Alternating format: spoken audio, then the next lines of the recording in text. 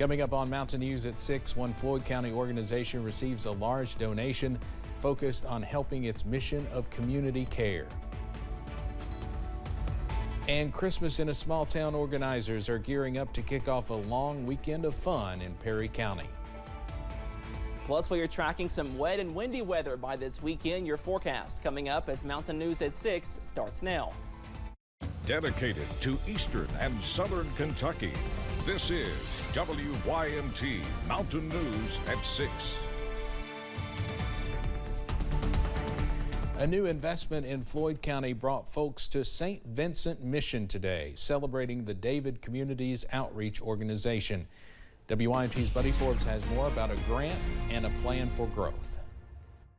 From the food pantry to the scholarship programs, St. Vincent is on a mission. I was struck by the number of things that the mission is doing here. The David organization has been helping its community for more than 50 years, with a strong emphasis on home repair following last year's floods. And we've got about 29 of those backlogged that we need to be able to do repairs for. But the mission has been working between several different locations, unable to store building supplies on its main campus, which is why leaders applied for and were awarded a new grant to build a bigger storage space on site. I hope there's an opportunity to do some other things in the future too. Representatives from the Kentucky Association of Health Plans presented the mission with a $50,000 check Wednesday to complete the project, saying the organization is indispensable. It's really special, and they're doing a lot with very little. So we were really excited to come and give something back to them. Mission workers say the consolidation of resources into one place will save time and help them reach more people. We'll be able to store some home repair materials so that we can work with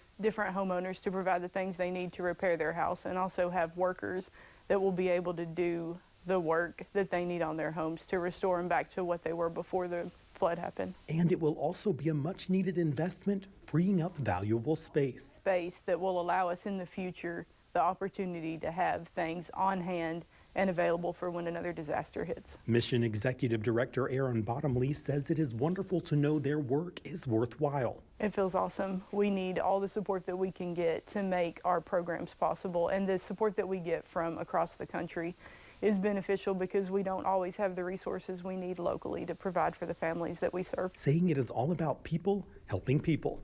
In Floyd County, Buddy Forbes, WYMT Mountain News.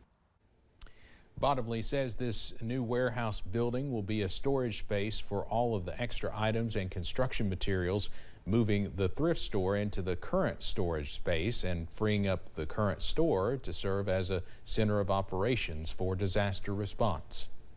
In Pulaski County, 2 people were arrested following a traffic stop. The incident happened last Sunday in Burnside. Deputies stopped a car for what appeared to be plastic over the license plate and the 2 people inside the car not wearing a seatbelt.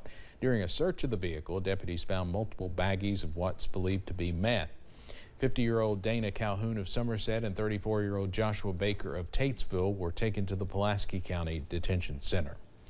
A Monticello man is behind bars following his role in a fight in a grocery store. It happened last Friday at the Save-A-Lot in Burnside in Pulaski County. Deputies were dispatched shortly after 8 p.m. to the business involving a fight in progress complaint. The suspect gave police an incorrect name and date of birth. 30-year-old Christopher Boland took off running toward US 27, but police were able to track him down. Boland faces several charges, including disorderly conduct.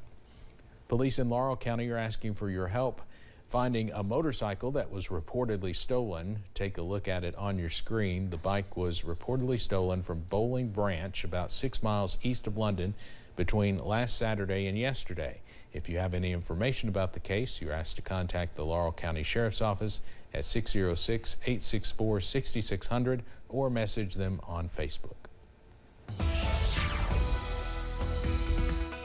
We are tracking some drier conditions to filter into the mountains into this Wednesday evening. Here's a live look from London to Hazard to Pikeville. And once again, we are dry but chilly. Those current temperatures in the middle to upper 30s across the region. But as high pressure continues to filter in as we go into tonight, more dry weather is on tap, not only tonight, but also on Thursday, also on Friday. Tracking some dry weather, some more sunny weather, and also some more above average temperatures. But not into tonight. We are chilly. Those temperatures are close to freezing as you wake up on Thursday, back in the middle to lower 30s. And once again, we stay dry overnight. More dry weather tomorrow, also on Friday. But again, we are tracking some changes by this weekend as more showers and breezy weather is looking to move back into the mountains by this weekend. All those details plus your full 7-day forecast coming up in just a few minutes. Steve? All right, thank you very much, Cameron. Folks in Laurel County are mourning the loss of one of their own tonight. Monica Smith was a longtime employee at the Laurel County Board of Education. Smith retired in 2019 after serving the district for more than 30 years. Here's part of a statement from former South Laurel High School band director Mark Sizemore. Quote, Monica was a tireless advocate and champion for the bands and all arts programs in the Laurel County schools. Sizemore also went on to say Smith did a lot behind closed doors to keep up the support and funding for those programs. We will have more about her tonight at 11. When an investigation is launched to figure out the cause of a person's death, a county coroner is usually the one to oversee everything.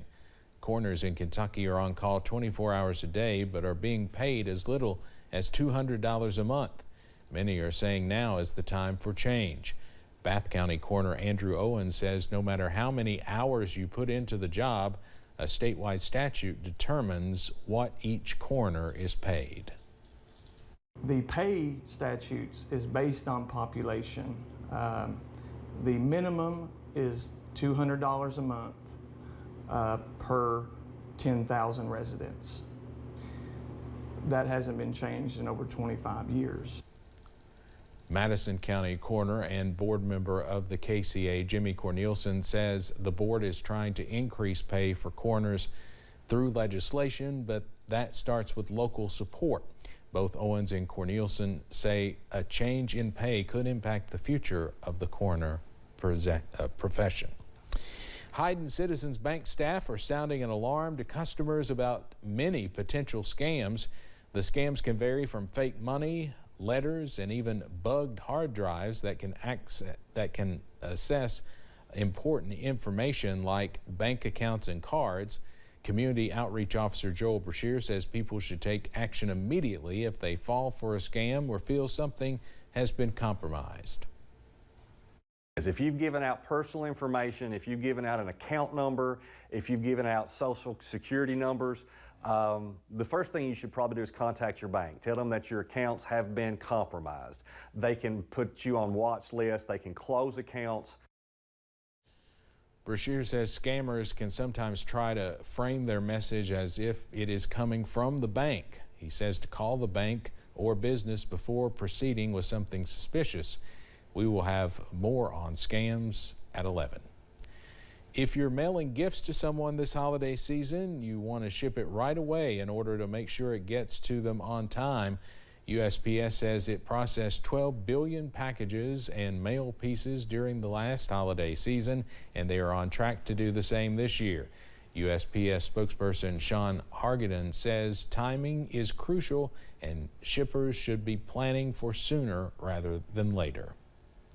It is the most wonderful time of the year, and one mountain town event organizers work to ensure Christmas in their small town it gets merrier each year. WYMT's Olivia Calfee has more.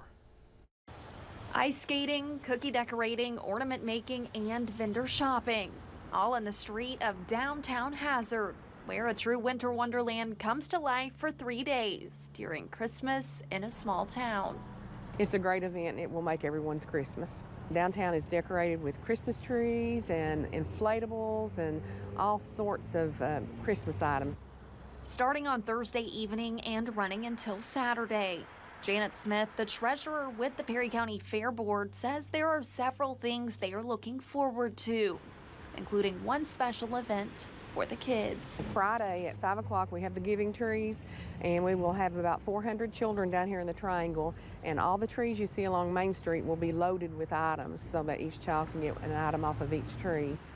And Secretary of the Fair Board, Wanda Brown, says 3 new events have been added as well, from a scavenger hunt to an eating contest.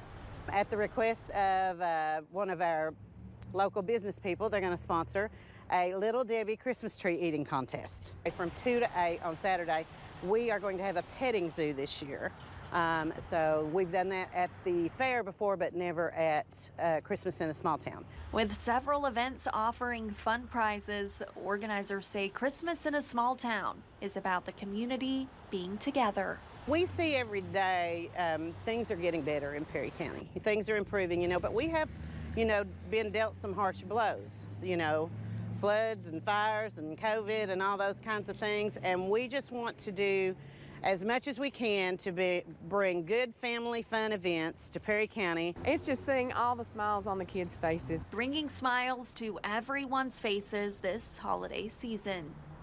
In Perry County, Olivia Calfee, WYMT Mountain News. The whole event is free, but ice skating is $5. The kids can skate, though, as long as they'd like. For more information on all the events, you can go to this story on our website. The Logan County, West Virginia Sheriff's Office is receiving nearly $600,000 from the COPS hiring program. The funding will allow the department to continue providing school resource officers to 3 middle schools in the county during the next 3 years. The School Resource Officer program was started in 2015 and has grown from 1 officer to 6 since then. Well, we are chilly into this evening, but some above average weather is on the way as early as tomorrow. Those details coming up. Plus, we profile the first of 3 students who will receive the Ralph Gabbard Memorial Broadcasting Scholarship Award. We'll take a look at the winner out of the 13th region next.